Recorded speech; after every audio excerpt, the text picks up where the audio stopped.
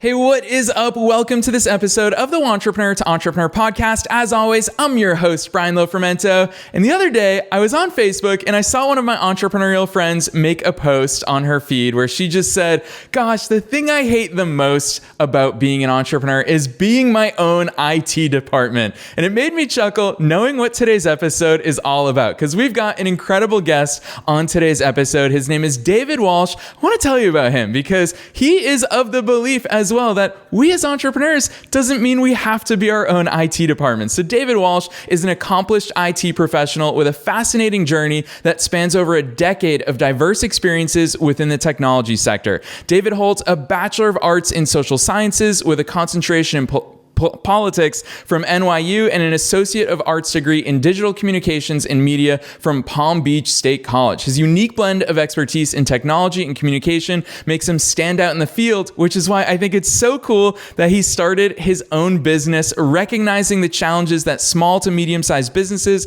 and startups face in navigating the complex IT landscape, especially those with limited IT resources, or I'm sure this is going to speak to a lot of you, no IT teams at all. David founded VendorITOps. VendorITOps is a progressive B2B tech firm focused on modernizing IT connections and simplifying partner engagement. There's so much goodness that we're going to dive into, so I'm not going to say anything else. Let's dive straight into my interview with David Walsh.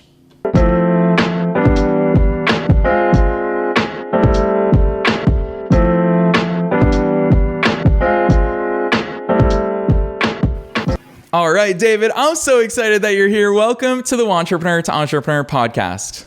Thank you, Brian. That was a hell of an opening. Heck yeah. Well, I am excited. Honestly, that Facebook post from one of my entrepreneurial friends was so timely. You are going to be our outsourced IT desk in today's episode. So much that we're going to dive into. But before we do that, go beyond the bio for us. Fill in those gaps. Who the heck is David? How did you get here? Oh, my goodness. It's a heck of a story. But it started a long time ago. Actually, I was an electrician by trade for 10 plus years down in South Florida, and then 2008 hit. They laid off about 50,000 electricians. And so I had to re-engineer myself. I went back to school, actually, for political science. I was thinking about going into become a lawyer, got into computers, and the rest is history. Just really dived into it, loved it, fell in love with it. But my political science degree has really helped me with leadership and, understanding the different nuances out there in the business world and running your own business and starting your own business. So I am now here. I've been doing this IT gig for a little over 25 years in total. And I saw a need, actually. So I've really worked with just small and medium-sized businesses and startups. And what I noticed is either they don't have an IT team or they have a very lean IT team. And that's taking away precious energy and time from founders and owners and, different C-level execs that are trying to run their company. And so what we do is, basically like an IT broker. We offer a free service to all SMBs and startups where they can just come to us and let us know their problems. And what we do is we go ahead and evaluate. I have a full team of different technology partners that I deal with, and I know the frustrations. So as soon as you tell me what your frustrations are, what your pain points are, and we'll then evaluate that and look at it and really try to move forward into a direction that's going to work for you. And we're there from start to finish. And then I'm also your advocate. But, the service that we offer is free, and we offer that service free because we know the pain it is for the startups and SMBs. And so one of the other reasons that we offer it for free is because we also like to really just want to see other businesses grow. And so we're so confident in what we do as a business that we offer this service to you at no charge. And so, how does VendorITOps get paid? Well, we don't get paid until the customer is satisfied, in the sense that we get paid through the service providers that will bring to the table and build the relationship that way. So it's a little bit about where I'm at, where I am, how I got here. I'm sure we'll dive into it a little more. Yeah, I love that overview, David. I feel like we could stop the interview right here and people probably are going to say, holy cow, I didn't realize solutions like this exist, where it's a brokerage that connects me with the right technology solution. So it's going to be really cool to dive deeper into your model.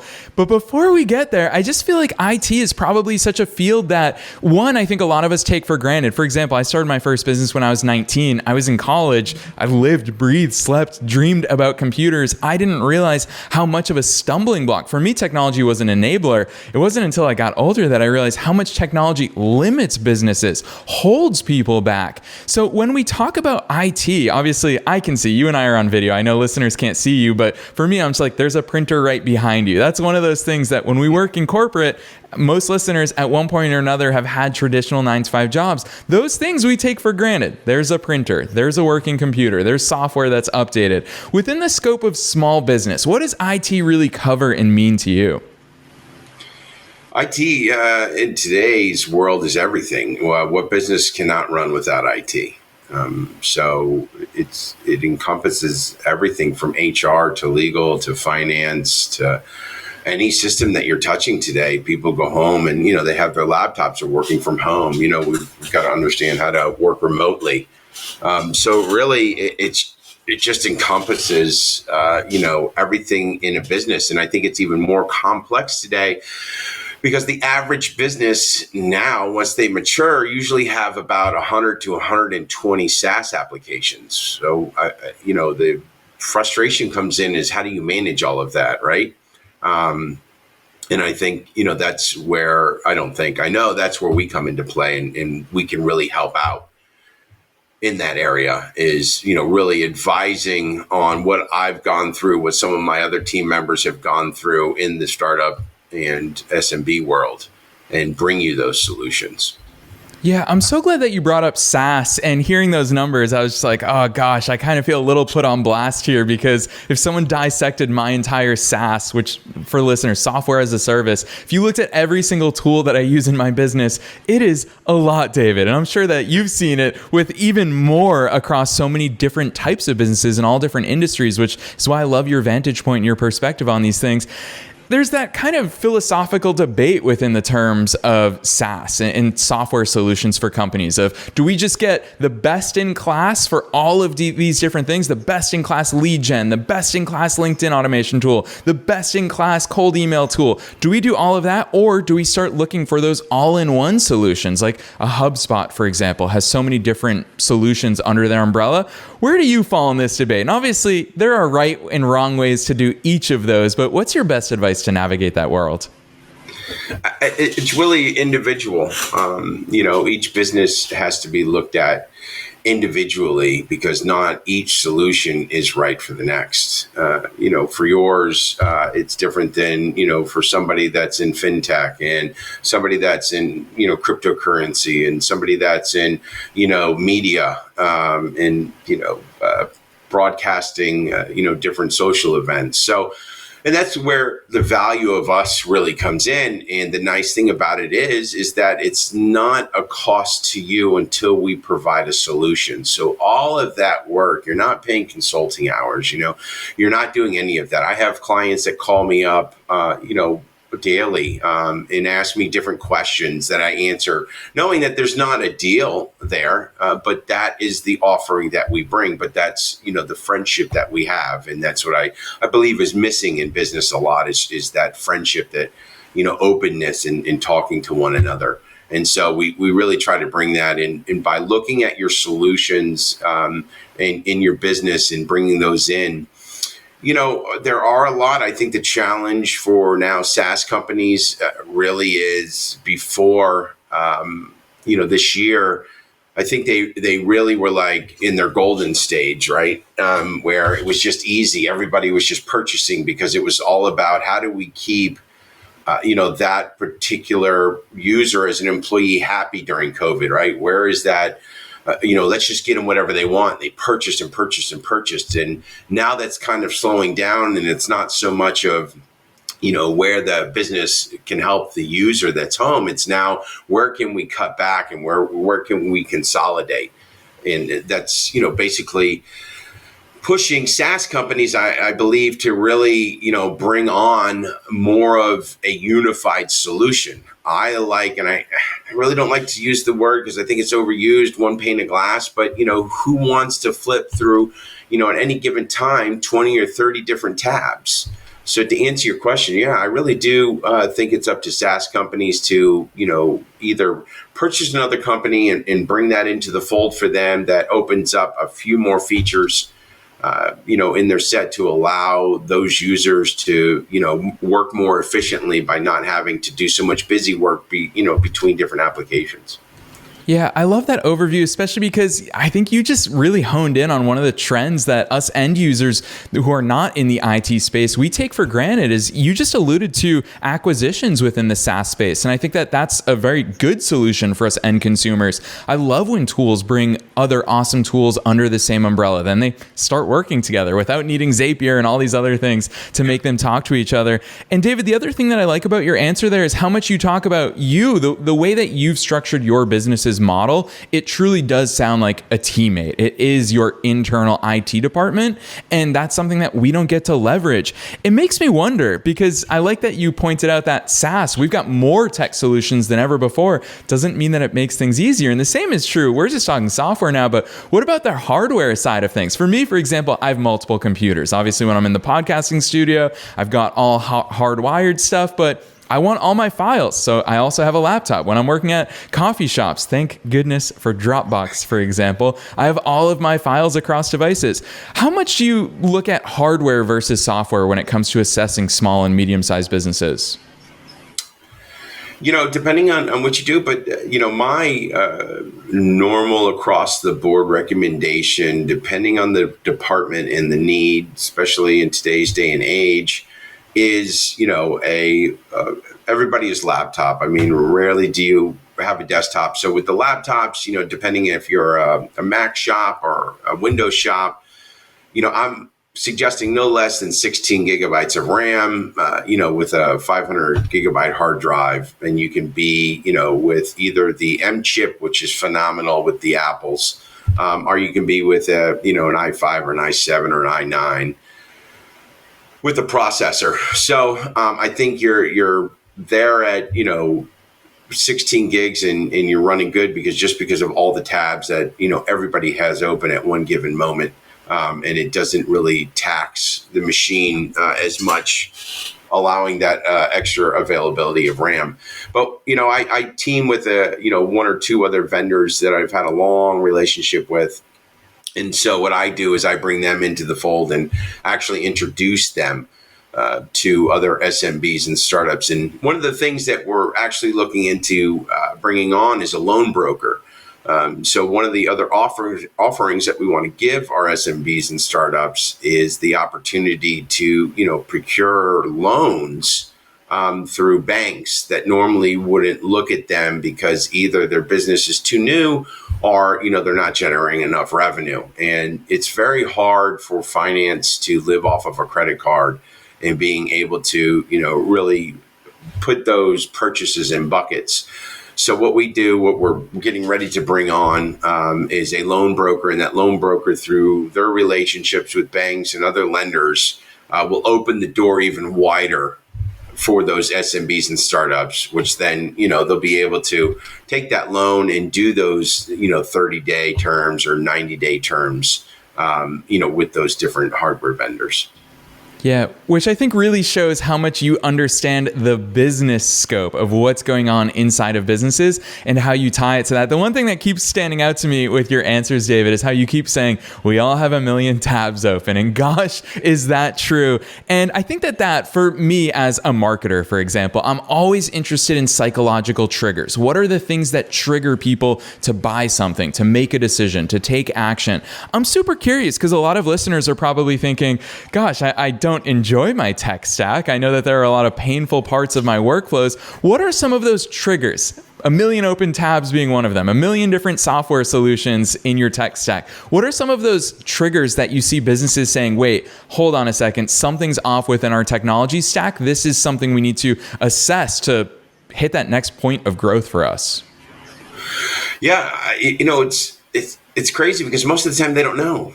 And so the conversations, when I come in and, we lay everything out and I say, okay, what are your pain points? And I really try to ask triggering questions to really dive deep. Is your pain point you don't have enough time? Is your pain point, you're having to flip through, several different systems to generate one answer. And as they start to think about it and we talk through it, they start to realize, oh, wow, I didn't even realize it was subconsciously bothering me. And so, it's really digging in to what their tech stack is and asking them what their pain points are. And it's, the first conversation that we usually have, lasts, 45 minutes to an hour. And I just really try to probe the understandings of, where you're looking to grow and where your pain points are. And, IT is an unfortunate burden and a necessity in a business. And so, I think it's frustrating for a lot of people when they're not, they don't understand it. So they go out and they think they're getting a solution, but they didn't know a couple of the nuances that we provide and we can help them with. And so we come in and really let them know those different nuances. So I wouldn't say there's just one. Sometimes it's just time. It's taking too much time for them. They want to free up some of their time to do other things. Like you said, sometimes it's too many tabs.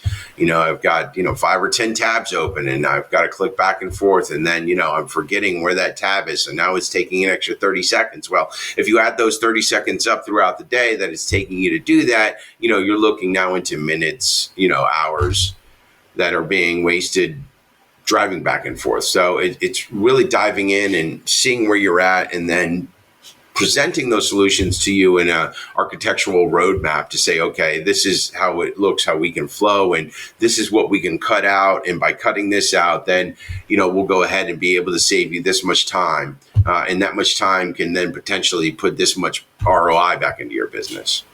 Yeah, I love that overview. I want to call this out for listeners because, David, we're here talking about IT and tech stacks today, but what I keep consistently hearing from you that I want to call out is the business implications of this. We're not talking about technology because it's cool to be on the cutting edge. Everybody wants, today it's the Apple Vision Pro that's making all the waves, but it's not because we want cutting edge technology. It's because we want technology to accelerate our growth. It's something that, as I did my research about your company, VendorITOps, I love in your messaging. You guys say it. These challenges that a lot of companies face hinder their ability to grow. This is something that can either accelerate your growth or hold you back. And I think that's the important takeaway for so many listeners. And we've thrown the word tech stack out there quite a few times already. When we talk about tech stack, some people are going to listen to this and not even realize, how I check my email, that's part of my tech stack. Am I just using Gmail? That's part of the tech stack. When we do talk about tech stack, what are some of the most common areas that you look at? You've done assessments across all different business sizes and industries. What are those common pieces of the tech stack that you look at? I want to dive into the analytics. I want to, numbers talk, right? So when you're talking with stakeholders or you're talking with, founders and owners and, different people that run the company, it's not about technology. It comes down to, okay, what are the numbers? And so if I can go in there and pull these numbers out that their system, aggregates for them, whether it's Zoom, whether it's, Google Meets, whether it's Google Workspace, whether it's Azure, whether it's AWS or, GCP, we want to go in there and see if you're underutilizing anything. And if you are you spending resources for something that you're not using.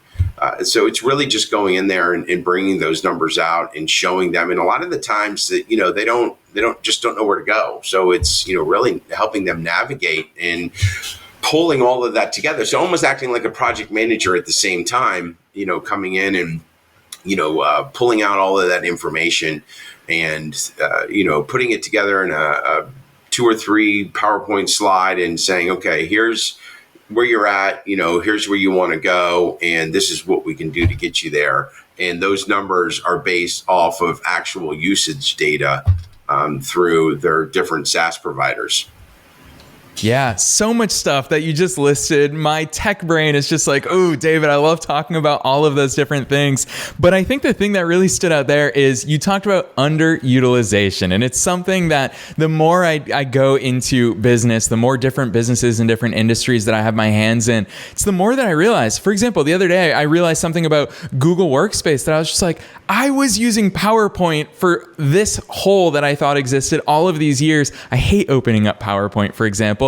I could have been doing this within Google Workspace. So I think that underutilization is something that probably, you said it when I asked you about triggers, we don't even realize. We're so blinded by our day-to-day operations that without that external set of eyes, not only eyes, but eyes that have seen what successful utilization looks like, we don't even realize these things. So paint a picture for us, David. Listeners love hearing real life examples. What are some of those areas that you fixed inside of maybe a few different businesses? Pick any industry or business sizes that you like, but when you made these fixes, it enabled that further growth.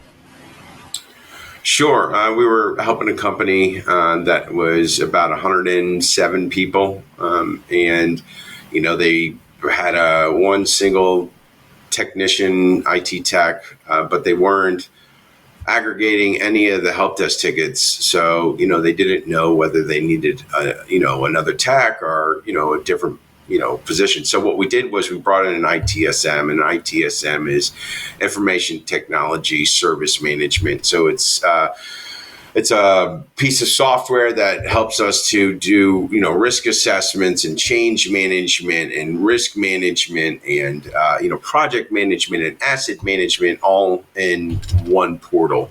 So if let's say if you got, you have SOC requirements, whether that's, SOC, SOX, ITGC, or, SOC, SOC, SOC 2, type 1 and 2,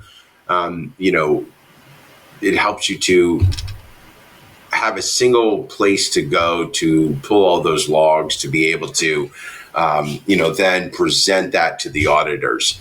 And it also then, holds a lot of KPIs and, allows you as a business owner or IT director or manager to come in and look and say, okay, we're having a lot of, nuisance tickets of password resets. Is there some kind of documentation that we can put together, to make it so they can help themselves with that instead of having to submit a ticket? So we put that system together for them, and it really helped them evaluate, their IT spend and, bring on a manager at that time to really start to build out the team for them. Because by the time we finished standing that up, they were about at 127 employees. So they were rapidly growing. Yeah, I love that because you brought up one word that I knew I wanted to talk to you about today, and that is the P word. Passwords. David, I have seen for way too many businesses, way too many entrepreneurs, passwords is one component of their tech stack that they've just ignored. And it is a constant source of frustration for them. And I love the fact that it's right on your website. You guys don't just talk about SaaS. You don't just talk about network infrastructure, cybersecurity, as far as VPNs, password management, all that goes into it. Talk to us about the possibilities there because David, I was for sure late to the password manager game, but I'm sure many listeners are even later than I am to it and don't even know about the wonderful world of having things work seamlessly. I'll do one quick plug, for example. I love that people who work on my team, they have access to the passwords that I need them to have access to. I can share that access with them through a password manager. That's one such application of understanding your tech stack. David, walk us through the possibilities there and some mistakes that you see businesses making within that realm.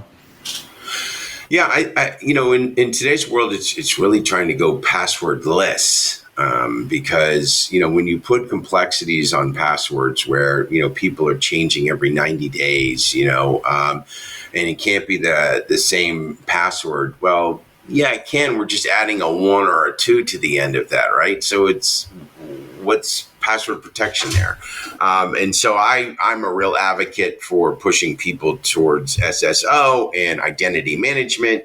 And identity management are things like OneLogin, JumpCloud, Okta, which are all identity management and SSO tools that allow you to have one single pane of glass to be able to have all of your employees log into. And I stress this to small businesses so much, to start it sooner than later, because a lot of companies wait until they get into more of that enterprise space where, are more of that medium business space, and there are about 250 employees. And not that it's difficult, it just becomes a little more burdensome to be able to do that. And it creates, having an identity provider like that creates an inventory list, and you're able to watch your SaaS a little better because you're going to want to try to find a way to plug it in there.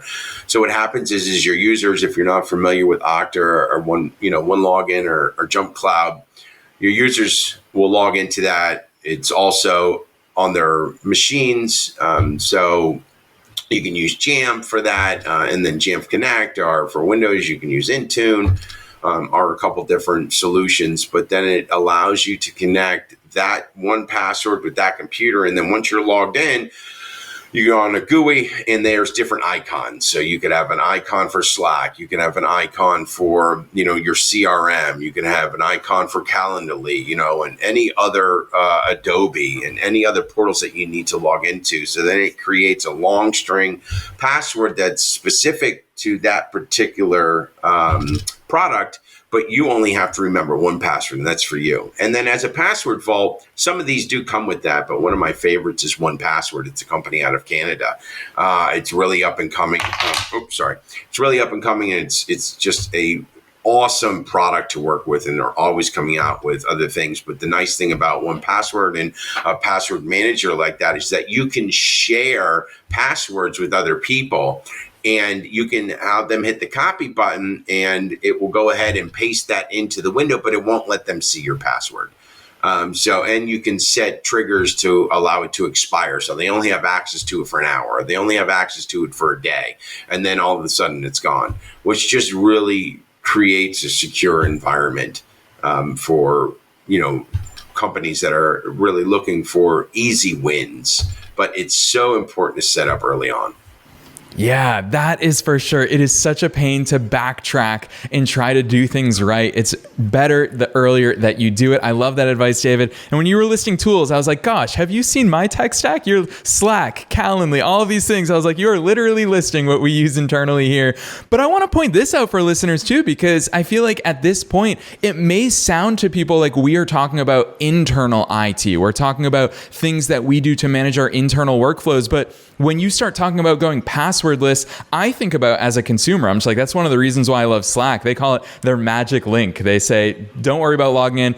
What's your email address? We'll send you a magic link to log in. I, as a consumer, love that. It's things like that is on the enterprise level. Of course, Slack has a team that can implement that. But for us small and medium-sized businesses, there are solutions like David's company that can walk us through that implementation. Imagine if you're an online course creator. I've sold online courses for many years. It's the number one support ticket that I get is people saying, I don't know what my login is. How cool would it be to be the solopreneur who somehow has such a clear enterprise level, enterprise quality tech stack that improves your customer experience? So it's not just internal stuff. I love that overview, David. Talk to us about, some of that. I guess that's where I want to go next in this conversation is the consumer facing stuff. How much does because we think about it through our own selfish lenses, knowing what we face on a workflow level. How do you see this impacting the customer experience when it comes to growth? Yeah. Can you elaborate on that a little bit? Yeah, I think that it's kind of like what you and I talked about towards the beginning of this conversation, which is we take for granted. We don't realize the things that we're dropping the ball on and the opportunity areas to improve our tech stack. And basically my argument here is that improving our tech stack internally will also in turn improve the customer experience, improve customer satisfaction. You talked about support ticketing, for example. That's one clear example I can see of improving the customer experience. What other solutions have you seen that affect the customer side of things? Yeah, it's an interesting question, and thank you for asking. I think when you have a clear, defined workflow as a employee of a company, and you have very clean, lean systems, I think it allows the customer experience to automatically be exponentially better than it normally would if, you didn't have that. And I think a lot of the things that are missed, which are easy wins, is in the beginning, just because, the founders and entrepreneurs and things like that don't understand tech, that their concern, rightfully so, is making sure that the business runs. And that's why we say, okay, we know that you're going to purchase this software anyways, or this product. So the advantage to us is you purchase that through us, and then you have all of these years of advice. I have 75 plus years of combined experience on my team. And that doesn't include all of our outside technology partners that we deal with that I leverage, because I'm not the smartest guy in the room at any means at any time. There are plenty of other smarter people. But what I do try to do is, when I don't know something, I have somebody on deck that I can go to. So when you have a very clear workflow that is limited to the systems that you need to use with, documentation, makes it also easier for onboarding too of customers, or onboarding of, new employees if one leaves, because it's quite expensive to onboard, especially as a, younger company, trying to onboard a new employee and then trying to spin up and train them as you're still trying to do your daily job and activities.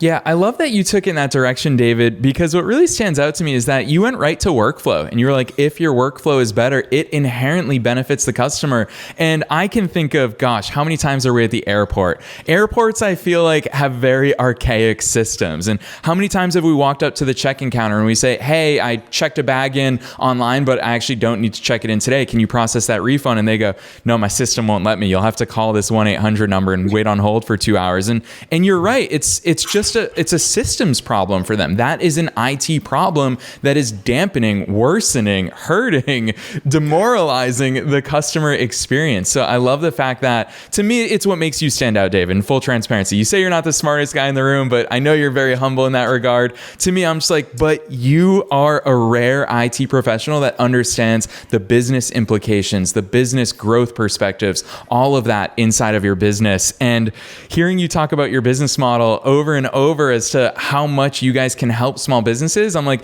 that's as close to a no-brainer as we can get within the world of entrepreneurship. So I love that overview. Excuse me. As we come towards the end of this interview, listeners know I always love to give my guests the hardest job of the day, which is to leave listeners with a clear takeaway. We talked about so many different things, David. We talked about software. We talked about some hardware stuff. We talked about password management. We talked about workflows and automation. But what's the one thing that you think listeners should do from here? If they're saying, okay, it's worth me exploring this, it's worth me assessing my tech stack, what's the action that you think everybody would benefit from taking? Scheduling a call with us. What is it going to hurt you for a 30-minute call when it can save you everything?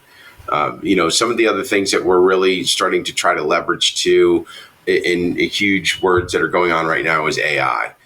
So we have 2 people on our team that are AI experts, and really trying to help companies understand AI. It's not scary, right? But it can help you in so many different areas, and it's starting to come out very fast. Like, for example, ChatGPT has the plugins. Well, how can your company utilize the plugins? Because I think sooner than later, you're going to have ChatGPT where, if your company is not on that list of plugins, it's going to be like the .com era where, all the great names were swooped up quick. So it's going to be the same thing where, the market's going to get saturated. So understanding where you're at there can help. But it's really just calling us and letting us talk with you. And it's a conversation. We're not here to sell anything or get down to it. We're here to help you understand where problems lie in technology. And you can also utilize us once you become a customer with us to call me up. My phone number's in my signature, my cell phone. Call me up and say, hey, listen, I'm having a problem. I can't connect to the printer, and no problem. I've done that for years. I'm going to help you out, or somebody on my team's going to help you out. And so really it's just a phone call and clicking my Calendly and scheduling yourself a 30-minute window to sit down with us and see where we can help you and start that conversation. Yes, David, I knew that you'd go there with that question. I guess it wasn't a difficult question at all because you're right. It is such a no-brainer offer. And I'm going to shout out for listeners who are thinking, oh, am I going to have to jump through hoops to get on the phone with David and his team? You guys, when you go to David's website, this is something that stood out to me so much researching the way that his business works. His Calendly is literally embedded on his homepage. So you can literally just choose a day and time that works for you there. David, I so admire the approach that you guys have for your business. So as we round out today's conversation, you've already bragged on us a little bit, but I want you to brag even more. Forget the humility for a second. Tell listeners where they can go to learn more about you. Take advantage of that free call and see everything that you're doing with VendorITOps. Definitely. Go to our website, VendorITOps.com. Right there on the homepage, I try to keep the website very clean. And right on the homepage is my calendar, a little description of what we do. But really, it's just to get you to go ahead and reserve a spot, call us, we call you, and we just go through your whole tech stack and how we can help you and where we see maybe some of your pain points are in explaining your architecture and helping you get out there. So VendorITOps.com, or you can go ahead and email us, at founders, FOUNDERS, at VendorITOps.com. Listeners, you know the drill. We are dropping those links down below wherever it is that you're tuning into today's episode, but go straight to VendorITOps.com. His Calendly is literally right there. Grab a time. It's only going to help you. David, that's what I love so much about your approach. And I'm so grateful that you came on here and talked about all this stuff today with us because there's a land of opportunity. And why? Because it's all about accelerating our business growth. So David, thank you so much for joining us today on the Wantrepreneur to Entrepreneur podcast. Thank you for having me.